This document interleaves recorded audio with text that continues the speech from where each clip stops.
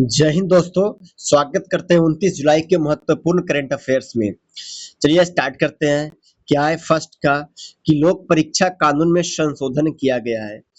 जो paper leak हो रहा है इस सब से सरकार निजात पाने के लिए क्या लाई है, तो लोक परीक्षा कानून लाई है सरकार।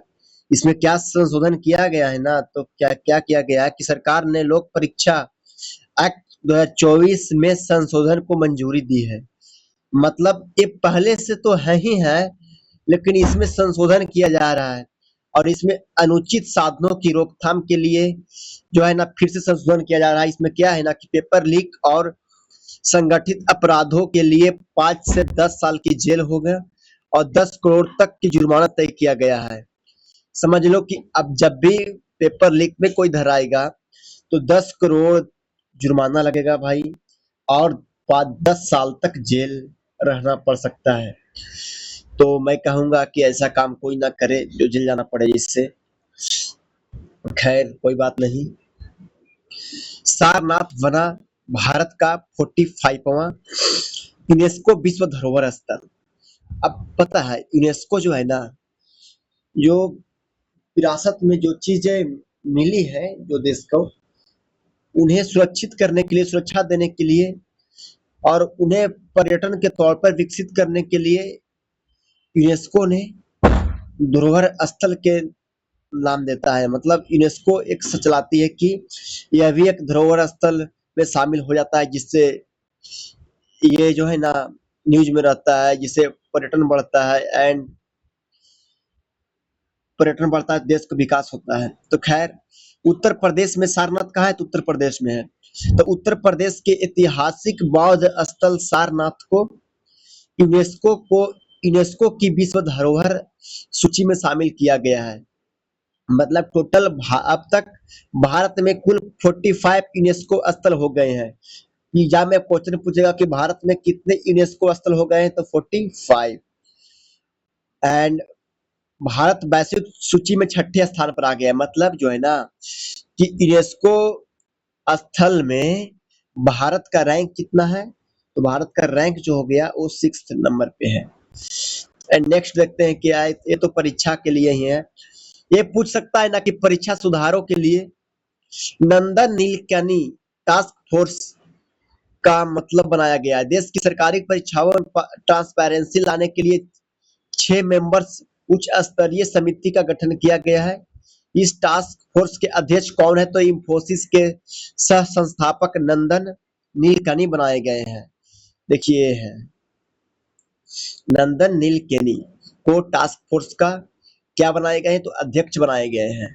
एंड नेक्स्ट क्या है ना कि विंझिजम बंदरगाह को इग्जिम कार्गो संचालन की मंजूरी मिला है। क्या है, अब एग्जाम में क्वेश्चन क्या आएगा ना कि विंझिजम इंटरनेशनल सी पोर्ट कहाँ है, तो केरल में है। ठीक है, और यह पीपी मॉडल पर आधारित है। छोड़ो ये मत पूछेगा, आगे बढ़ो। केंद्रीय रसायन योजना भव्य रसायन मंजूरी, ये पूछेगा भाई। क्या है ना कि कैबिनेट ने देश में केमिकल मैन्युफैक्चरिंग को बढ़ावा देने के लिए 3030 करोड़ योजना को मंजूरी दी है। यह योजना जो है ना 5 वर्षों के लिए लागू होगी। 26 से 31 के लिए लागू की जाएगी। 2 फेज से, देखो एक 26-27 से 30-31, मतलब हाँ 5 साल की लागू की जाएगी। इसके तहत 3 मेगा केमिकल पार्क बनेंगे। एंड केंद्रीय रसायन योजना को मंजूरी मिला है। अब कैसा क्वेश्चन इससे पूछता है तो हम लोग जानेंगे एमसीक्यूज में, क्योंकि एमसीक्यूज भी तो हम लोग करते हैं ना डेली। भारत का पहला जो है ना एनर्जी डेरिवेटिव नेट गैसिंड लॉन्च किया गया है। क्या है, नेशनल स्टॉक एक्सचेंज ने सेबी को मंजूरी के बाद इसे लॉन्च किया है। भाई सर्दी हो गया यार, बहुत दिक्कत है, कोई बात नहीं। खैर तो क्या है ना कि चलिए फिर से लाते हैं जोश वही कि भारत का पहला एनर्जी डेरिवेटिव नेट गैसिंड लॉन्च किया गया है। नेशनल स्टॉक एक्सचेंज ने सेबी की मंजूरी के बाद इसे लॉन्च किया है। यह भारत का पहला जो है ना exchange traded natural gas futures क्या है, कॉन्ट्रैक्ट है। एंड नेक्स्ट ये याद रखना ना भाई, last net gas and and next क्या है ना कि शहरी सहकारी बैंकों अर्बन जो है ना कोऑपरेटिव बैंक्स के लिए आरबीआई के नियम है क्या है ना कि भारतीय रिजर्व बैंक वर्ष 2004 के बाद पहली बार नए शहरी सहकारी बैंकों को लाइसेंस देगा। इसके लिए न्यूनतम जो है मिनिमम कैपिटल रिक्वायरमेंट को बढ़ाकर 300 करोड़ कर दिया गया है, 300 करोड़ कर दिया गया है। एंड नेक्स्ट क्या है ना कि विश्वनाथ आनंद बने हैं फीड के अंतरिम अध्यक्ष। ये थोड़ा देख लो क्या है ना कि भारत के महान शतरंज खिलाड़ी 5 बार के वैश्विक विश्व चैंपियन को अंतर्राष्ट्रीय स्तर पर बड़ी जिम्मेदारी मिली है। विश्वनाथ आनंद ने अंतर्राष्ट्रीय शतरंज महासंघ के अंतरिम अध्यक्ष के रूप में कार्य संभाला है। तो कौन है? तो विश्वनाथ आनंद ने फीड के अध्यक्ष बने हैं।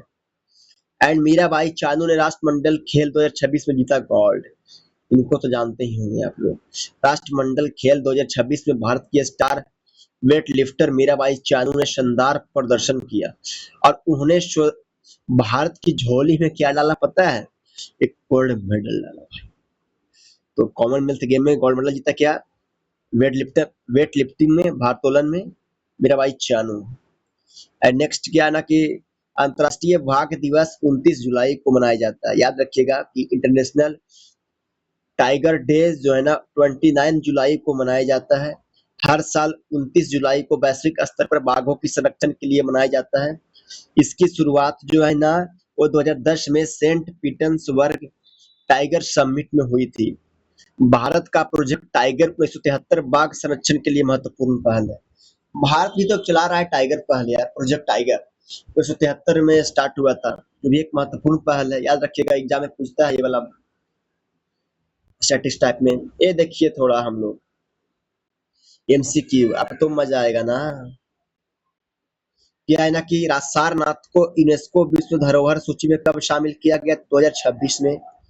भारत का पहला डीप वाटर ट्रांसशिपमेंट पोर्ट कहाँ है? तो केरल विजिंझम में। तो पहला डीप वाटर ट्रांसशिप पोर्ट कहाँ है? तो विंजिजम। कहाँ पड़ता है? तो केरल में। एंड नेक्स्ट क्या, लंदन नीलकणी टास्क फोर्स का संबंधित किससे? तो परीक्षा सुधार से। एंड इंटरनेशनल टाइगर डे कब मनाया जाता है भाई? तो 29 जुलाई को, आज ही के दिन। एंड अशोक स्तंभ जो है ना का सिंह शीर्ष किससे बना है? तो पता है ना कि अशोक स्तंभ का सिंह शीर्ष किससे बना है? तो सारनाथ से ही तो बना है। आप लोग से क्वेश्चन है कि तक्षशिला कहाँ है, सांची कहाँ होता है पड़ता है, एंड नालंदा कहाँ है?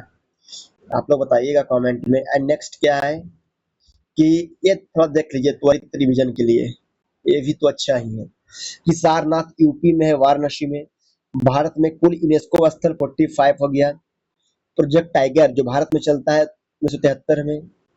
बाघ दिवस 29 जुलाई को, शुरुआत 2010 में हुआ था। कहाँ? तो पीटर्सबर्ग से।